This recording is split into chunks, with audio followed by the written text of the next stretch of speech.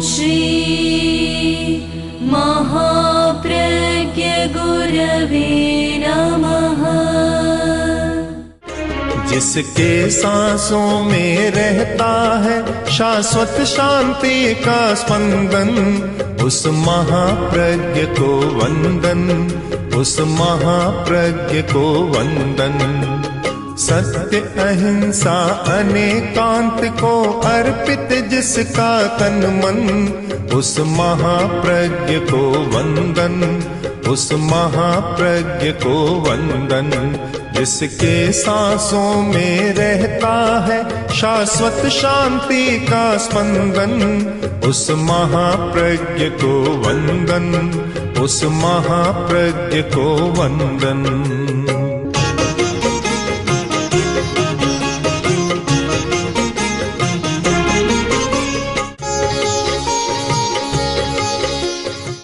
प्राचीन साहित्य में अनेक प्रकार की कलाएं बतलाई गई।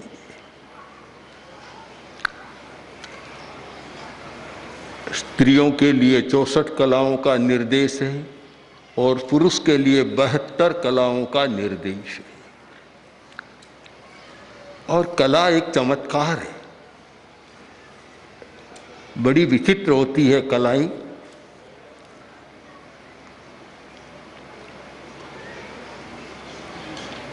एक व्यक्ति एक काम करता है और उसके साथ कला शब्द जुड़ जाता है तो उसका सौंदर्य सतगुणित हो जाता है।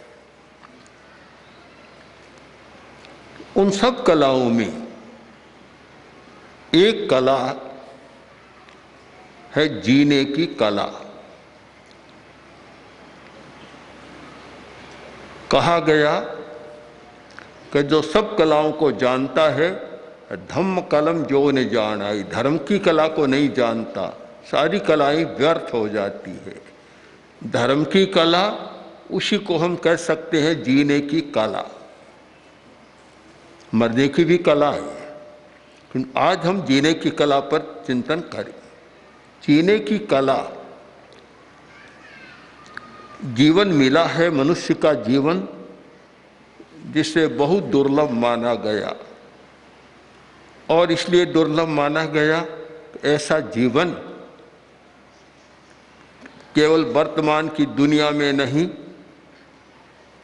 अगर हम सारी निहारिकाओं का और इतना विशाल अनंत आकाश और असंख्य निहारिकाओं के बीच जो मनुष्य हैं उन पर भी विचार करें तो मनुष्य जैसा विकासशील और विकसित प्राणी दुनिया में कोई नहीं। सबसे बड़ा स्थान है। ऐसे मानते हैं कि देवता का स्थान बहुत ऊंचा है, क्योंकि देवता देवाणम मनसा, जो मन में सोचते हुए काम हो जाता है। किंतु साथ साथ यह भी कहा गया कि देवता भी चाहते हैं कि मनुष्य बनकर आत्मा का कल्याण करे। तो आखिर मनुष्य ही सबसे बड़ा रहा। तो ऐसा दुर्लभ जीवन पाकर और जो जीने की कला नहीं जानता, कैसे जीना चाहिए और कैसे इस जीवन का उपयोग करना चाहिए, इस कला को नहीं जानता, तो उसके लिए शेष सारी कलाएं बहुत काम की नहीं रहती। जीने की कला, उसका एक सूत्र है शांति से जीना। एक सूत्र है, और भी बहुत सारे सूत्र है, पर आज एक सूत्र पर हम विचार करें, शांति से जीना। आगमिक भाषा में कहें तो धर्म ध्यान के साथ जीना, संक्लेश और आर्त ध्यान के साथ नहीं जीना। शांति के साथ, जिसके मन में कोई क्लेश है, अभिद्रोह है, ईर्ष्या का भाव है, हिंसा का भाव है, वह शांति से नहीं जी सकता। शांति से जीना और उस जीवन का अर्थ होता है शांत सहवास। उस कला से प्राप्त होता है शांतिपूर्ण सहवास, शांत सहवास। साथ में रहते हैं और बड़ी शांति के साथ रहते, कोई भी एक दूसरे को बाधा नहीं पहुंचाता, कोई समस्या पैदा नहीं करता, सब अपनी अपनी सीमा में रहते हैं, सबको अपनी सीमा का बोध है। तो फिर उनका शांत सहवास, शांतिपूर्ण सहवास।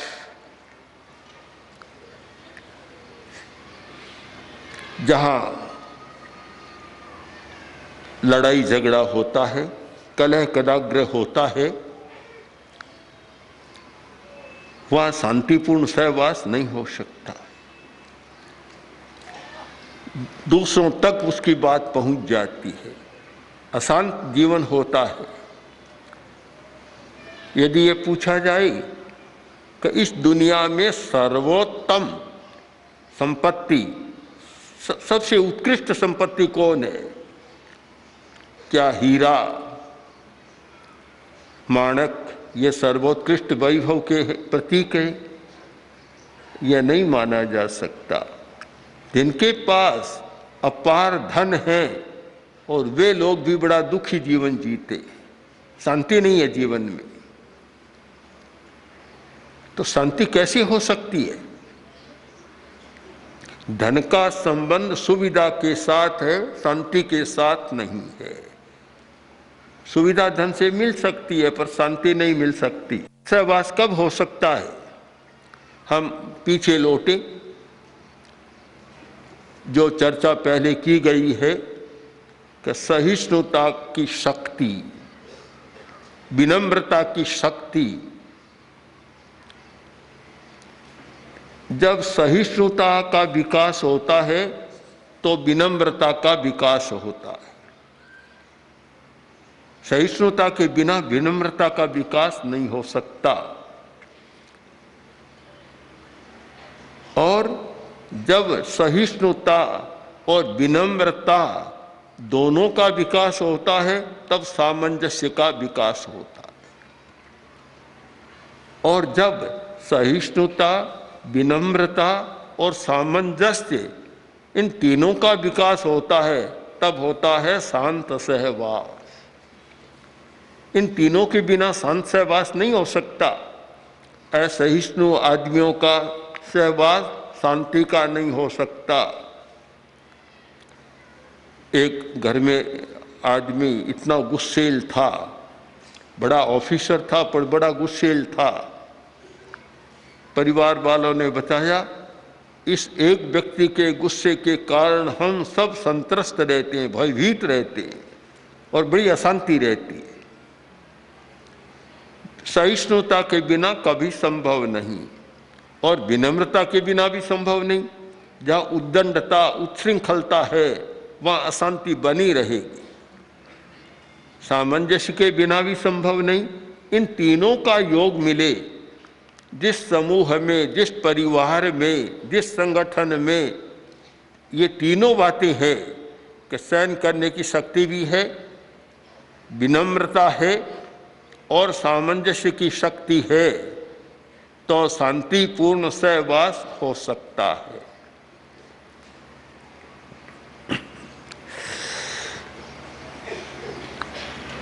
इसके सिवाय एक गुण और अपेक्षित है और वह है आवेश पर नियंत्रण का अभ्यास। आवेश पर नियंत्रण बहुत कठिन बात है। हर व्यक्ति के अपने अपने आवेश होते हैं। कसाई के आवेश अलग अलग होते हैं। किसी में मंद है, किसी में मध्यम है, किसी में तीव्र है। और यह इमोशन की समस्या सर्वत्र रहती है। यह तारतम्य भी रहता है।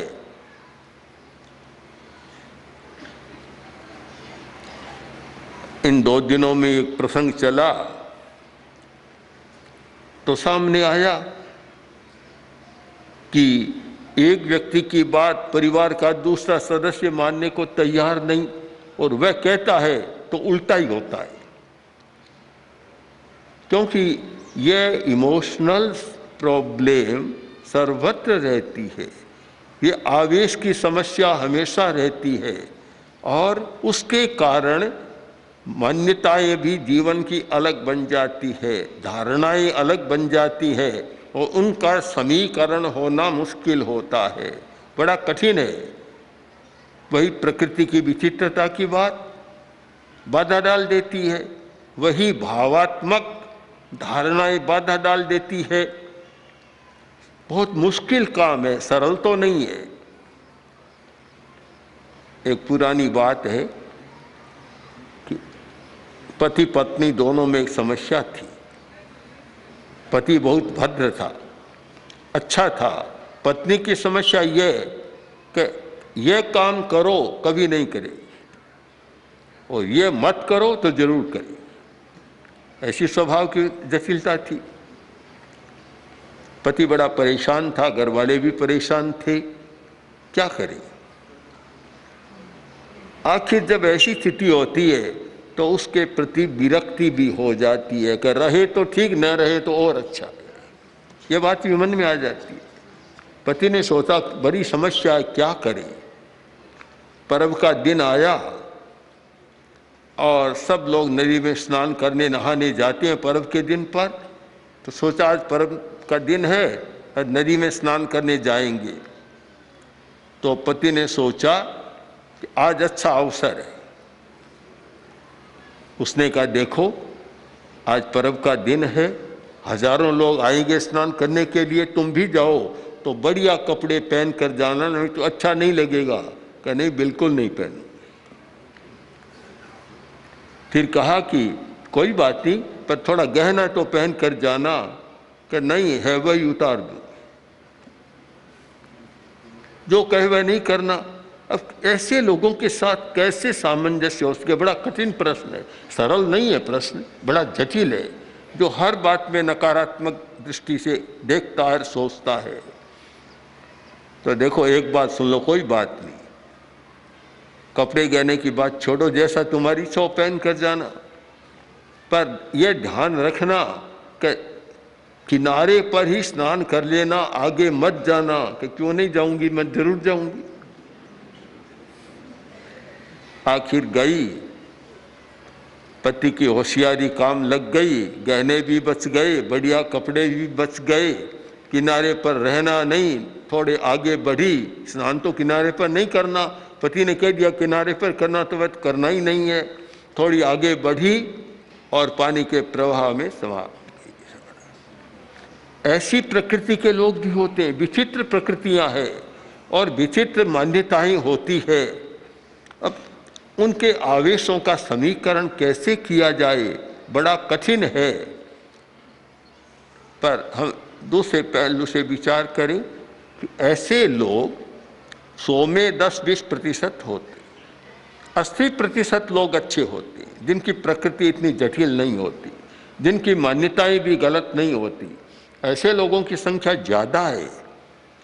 तो हमें प्रयत्न करना चाहिए, प्रयत्न सबके लिए करना चाहिए, पर कम से कम 75-80% लोगों के लिए तो अवश्य प्रयत्न करना चाहिए कि वे अपने आवेशों पर नियंत्रण करें, अभ्यास करें। आवेश पर नियंत्रण का अभ्यास, एक दिन में तो आवेश पर नियंत्रण नहीं होता, न 10 दिन प्रेक्षक ध्यान के शिविर में होता। रास्ता मिल जाता है, अभ्यास की पद्धति मिल जाती है, क्रम बन जाता है और वह करे तो फिर आवेश पर नियंत्रण होता है। तो जो व्यक्ति शांत सहवास चाहता है उससे अपने आवेश पर नियंत्रण करना जरूरी है। हमने ऐसे लोगों को देखा कि पिता का आवेश शांत है तो पुत्र भी बहुत विनीत है उसके लिए, पुत्र बहुएं भी विनीत विनीत है, पूरा परिवार उनके बस में है। जैसे वृद्ध हैं, काम नहीं कर रहे घर का कोई भी, पर सब उनके अधीन होकर चलते।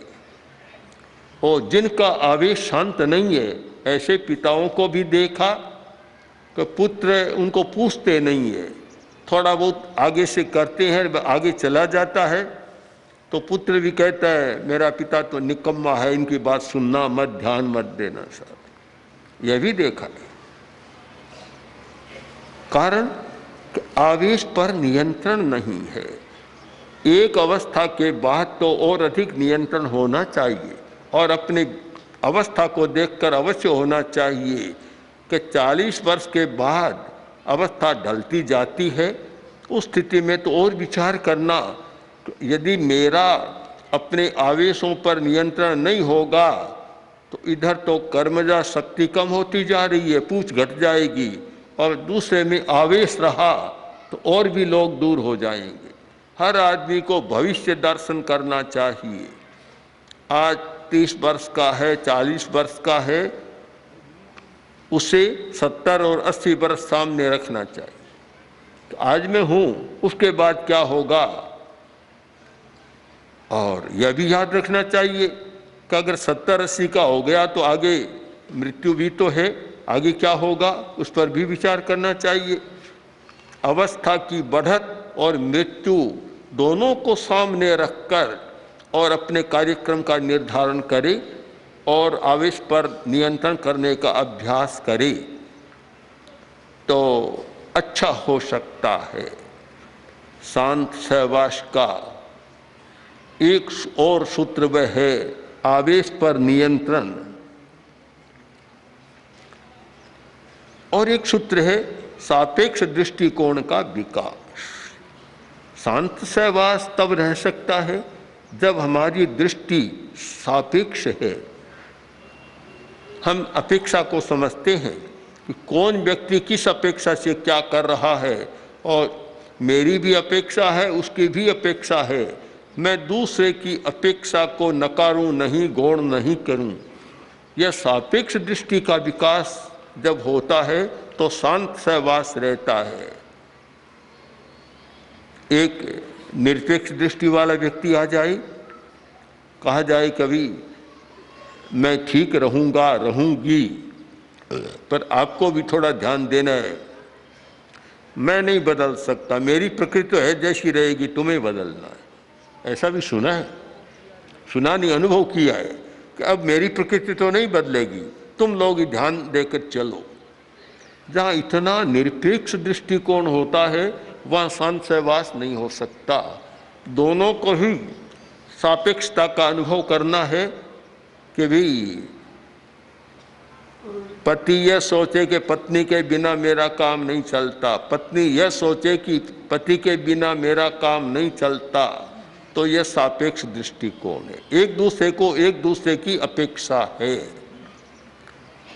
जब रोटी का समय है तो पत्नी की अपेक्षा है, जब पैसा का समय है, पैसा लेने देने का, तो वहाँ पति की अपेक्षा है। दोनों को अपेक्षा है। यह सापेक्ष दृष्टिकोण एक जीवन की समरसता और शांति का बहुत बड़ा सूत्र है। तो एक दूसरे को अपेक्षा रखें, इसलिए हम दूसरे की अवज्ञा नहीं करेंगे, क्योंकि मुझे उसकी अपेक्षा है। वह सोचती है मुझे अपेक्षा है, तो फिर अवमान नहीं करेंगे। अग्रणी को सहवर्ती की अपेक्षा है और सहवर्ती को अग्रणी की अपेक्षा है। एक साध्वी समणी या साधु में भिक्षा लाने की सामर्थ्य है, वह अच्छी तरह जाकर ला सकता है। तो एक में प्रवचन देने की क्षमता है, तो अपेक्षा रखनी होगी। कभी प्रवचन की क्षमता है और वह अगर भिक्षा नहीं लाता है तो कोई कठिनाई नहीं, हमारा एक सामंजस्य है, ये ठीक बात है। उस अपेक्षा को समझकर काम करें। एक दूसरे की अपेक्षा, सापेक्षता निरपेक्ष नहीं है, बस ये धारणा बन जाए तो फिर शांत सहवास के लिए बहुत अच्छा मौका मिलता है। एक सूत्र और है तटस्थ मनोवृत्ति का विकास। बड़ी समस्या है। जहाँ पक्षपात होता है वहाँ शांत सहवास नहीं हो सकता। एक युवक आया हमारे पास, आकर बोला कि मैं बहुत दुखी हूँ। मैंने पूछा क्यों? कि पिता के प्रति मन में एक विद्रोह की भावना जाग रही है। मैंने पूछा क्यों, पिता के प्रति ऐसा क्यों व्यवहार होना चाहिए? पिता तो एक संरक्षक होता है, पालक होता है, उस पालक के प्रति ऐसी दुर्भावना तुम्हारे मन में क्यों? तो बोला पिताजी ने हमारे साथ बड़ा अन्याय किया, तो 2 भाइयों को तो सब कुछ दे दिया और मुझे घर से निकाल दिया। यह तटस्थ वृत्ति का अतिक्रमण है। जहाँ पक्षपात होता है वहाँ संत सहवास नहीं हो सकता। एक सहवर्ती साधु को लगे कि अग्रणी साधु है, उसका अमुक के प्रति झुकाव है, मेरे प्रति नहीं है, वहाँ संत सहवास खंडित होना शुरू हो जाता है। चाहे एक साध्वी को लगे, चाहे एक समणी को लगे, यह लगे कि अभी अग्रणी का उसके प्रति ज़्यादा है, झुकाव है, मेरे प्रति नहीं है। जहाँ तटस्थता में अंतर लगे वहाँ संत सहवास नहीं हो सकता। समस्या 2 तरफी है। झुकाव होने के भी कई कारण हैं। एक व्यक्ति में तो योग्यता है, क्षमता है, एक में कम योग्यता है, तो जिसमें योग्यता है उससे वही काम लिया जा सकता है, जिसमें योग्यता नहीं है उससे वह काम नहीं लिया जा सकता। यह पक्षपात नहीं होना चाहिए, इसे पक्षपात नहीं मानना चाहिए। पक्षपात की परिभाषा हम करें कि जो मौलिक अधिकार हैं, मौलिक वृत्तियां हैं, मौलिक भाव हैं और जो जीवन की मौलिक अपेक्षाएं हैं, उनकी पूर्ति में अंतर रहता है तो पक्षपात की बात हो सकती है। पिता के 2 पुत्र हैं, एक का दिमाग तो बहुत अच्छा है और एक का दिमाग अविकसित है, तो वहाँ क्या किया जाए? दोनों का समान काम लिया जाए? ये तो कभी हो नहीं सकता, ऐसे काम भी नहीं चल सकता। वहाँ अगर यह लगे कि इससे तो इतना काम लिया जा रहा, हमसे नहीं लिया जा रहा है, यह चिंतन सही नहीं है। हमें परिभाषा निश्चित करनी होगी मौलिकता के आधार पर कि जीवन की मूलभूत अपेक्षाएं, अब आवश्यकताएं और मूलभूत अधिकार, उनका कहीं हनन नहीं होना चाहिए। उनका हनन होता है तो फिर वह पक्षपात की बात आ जाती है। यह प्रश्न तो नहीं होता कि पूज्य कालूगणी ने मुनि तुलसी को तो युवाचार्य बना दिया और हमें कुछ नहीं बनाया। कितना पक्षपात!